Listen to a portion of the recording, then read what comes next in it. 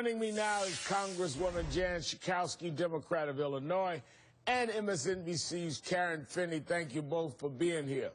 Thanks, Reverend Al. Happy New Year. Happy New Year, Congresswoman. Happy New Year, Karen. Happy New Year.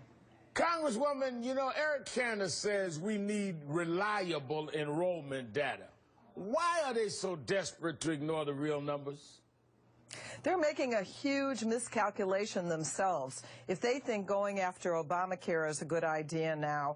And let me add another 3 million people to those numbers. This is reliable. Those are the young people who are on their parents' policies due to Obamacare. So that adds up to 9 million more Americans who have health care, who won't be excluded because of pre-existing conditions, right, who aren't subject to lifetime or annual caps, women who won't be discriminated against. This is a great time for America. You know, Karen, President Obama's grassroots group, Organizing for America, is collecting stories of people who have benefited from Obamacare. Listen to this. Saving me $1,500. So it's hard to imagine how significant the Affordable Care Act is in my life. To be able to go to those doctors and to get a yearly physical and maybe talk to a doctor that I haven't talked to in a really long time.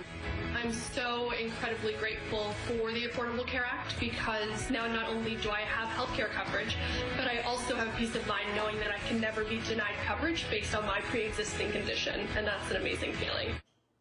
I mean, does Eric Cantor believe these people aren't reliable?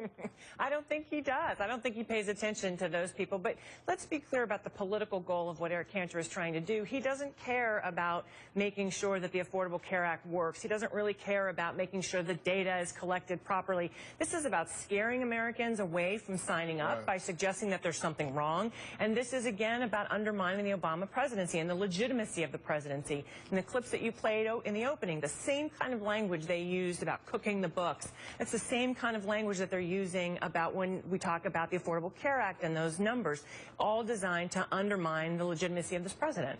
Now, you know, Congresswoman, the next bills from House Republicans, your colleagues, have to do with the security of the health care website. Congressman Darrell Issa has tried to fearmonger over this issue. Take a listen. We're 75-plus days into the launch, and apparently there are still vulnerabilities in this site. What we're finding out is horrifying. We're finding out that on launch day there were vulnerabilities, and we now strongly suspect those vulnerabilities still exist. Now, the Democrats, Congresswoman, say ISIS cherry-picked information. They said healthcare.gov security office testified the website systems exceed standards set by the National Institutes of Standards and Technology. In fact, they go beyond best practices, in quotes.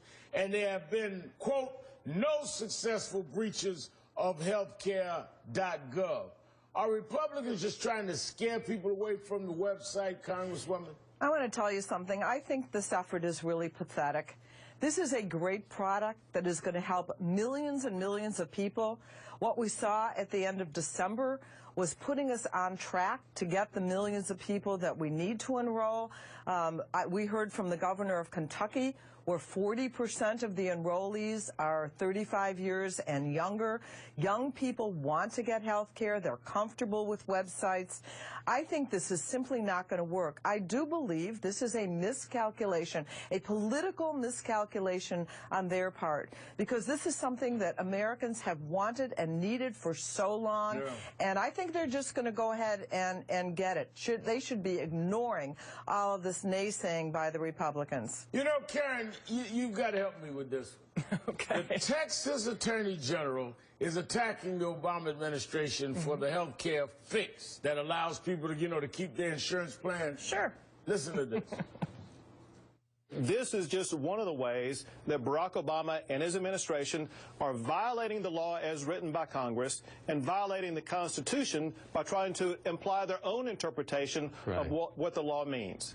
Now, in fact, a group of Republican attorney generals say that this fix is, quote, flatly illegal and, quote, the only way to fix this problem only way to fix this problem-riddled law is to enact changes lawfully through congressional action. Now, here's where I need the help. So first they were mad plans got canceled. Now they're mad the president fixed that. Doesn't this show that they aren't serious? Of course it does. You can't have it both ways. You can't say, I mean, and that's what they've been trying to do all along, right? They're attacking on one front and then they attack on the other front when the administration tries to say, okay, maybe that's a fair point. Let's try to do a fix. I mean, remember, the Attorney General in Texas is also running for governor, and I think the Republicans are going to try to use this issue, which I agree with the Congresswoman is going to be foolish, as a campaign issue. But yeah, I mean, they're trying to have it both ways. And, you know, let's remember, this law was voted on by Congress, then went through the Supreme Court, which has said this is the law. So for them to, again, it's attacking the legitimacy of this president and his authority. Congresswoman, I've heard every angle. I've heard a lot of things. What I've not heard is a Republican plan that would cover Americans if this plan is not what they want. I've heard everything but a Republican alternative plan to deal with the uninsured in America. They have never offered an alternative. And the reason why their efforts are going to fail now, Reverend Al, is because now they would be taking away something that people already have, that millions of people already have. Before, it was saying this is never going to work, it's not, and now they're going to say, we're going to take away from people the right to get health care even if you have a pre-existing condition, or even if you were hitting a lifetime cap, that's gone. Or even if you're a woman that was being discriminated against, now we're going to bring that back. And that's why this effort on their part will fail. Congresswoman Jan Schakowsky and Karen Finney.